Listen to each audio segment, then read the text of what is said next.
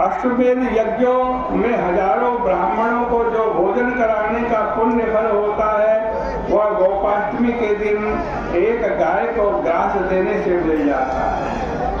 सब क्षेत्र तथा देव स्थान ये फल दान से जो पुण्य फल मिलता है वही पुण्य फल गोपाष्टमी को गौ दान करने से मिलता है। ब्रह्मांड में पितर देवताओं की प्रदक्षिणा करने का जो पुण्य फल होता है वही पुण्य फल गोपाष्टमी को गाय माता की प्रदक्षिणा करने से मिलता है। गौ माता के समान कोई धन नहीं है। रक्षण करने से पाप दूर होता है। गौ माता तृण खाती है और हमको अमृत देती है। गाय को देने से कुल का उद्धार होता है। इस प्रकार गोपाष्टमी के दिन जो कोई करता है वह प्रत्येक वर्ष में मनुष्य हमारे स्थान को प्राप्त करता है, सब यज्ञों का फल पाता है। जो गोपाष्टमी का दिन प्राप्त होता है तो तपस्या, वेद के पाठ, अनेक प्रकार के उपवास से भी वो पुण्य नहीं मिलता जो गौ माता का पूजन करने से मिलता है। चंद्र सूर्य के तुल्य अनेक प्रकार के भोग करके अच्छा वंश स्थापित करके वो व्यक्ति हमारे लोक को जाता है। आज इस प्रकार से गौ माता का पूजन करना चाहिए। गोपाष्टमी को सायंकाल में श्रवण नक्षत्र हो तो जयंती योग होता है, वह मुक्ति देने वाला है। जयंती योग अवश्य करना चाहिए। आज कहते हैं जिसने गोपाष्टमी का व्रत किया है उसने सभी प्रकार के पुण्य कर लिए हैं। आज कहते हैं गोपाष्टमी के दिन मेरा भक्त भगवान कहते हैं पुरुष हो या स्त्री यदि वो गौ माता का पूजन करता है तो वह पुत्र पौत्र आरोग्य भाग्य आज कहते हैं इस जन्म में प्राप्त करता है और मृत्यु के पश्चात वैकुंठ हो जाता है। आज कहते हैं वैकुंठ में अनेक प्रकार भोग कर लाख वर्ष प्राप्त होकर फिर मृत्यु लोक में धर्मयुक्त राजाओं में बड़े राजा के घर उसका जन्म होता है।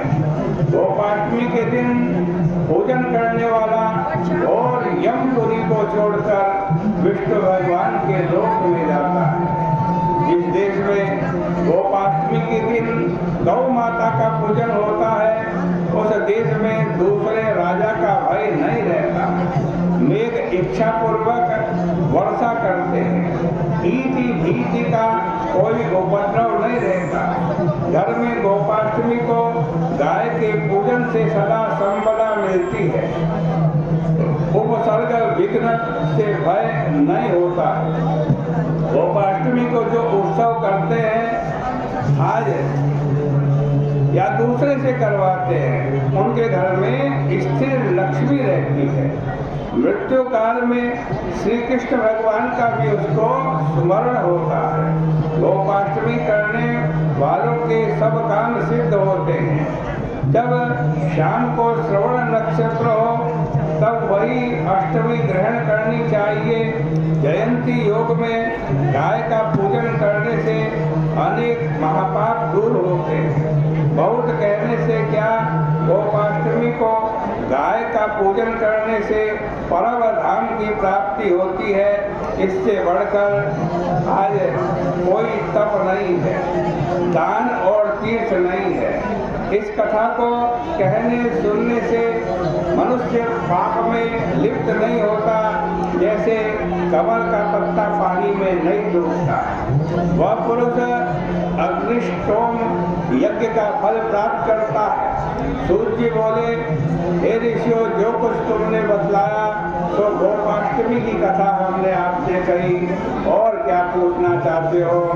आप नाश करने वाला उपाय इससे बढ़कर और कोई नहीं है। सब पापों को नाश करने वाला एक दिन हमने कहा है।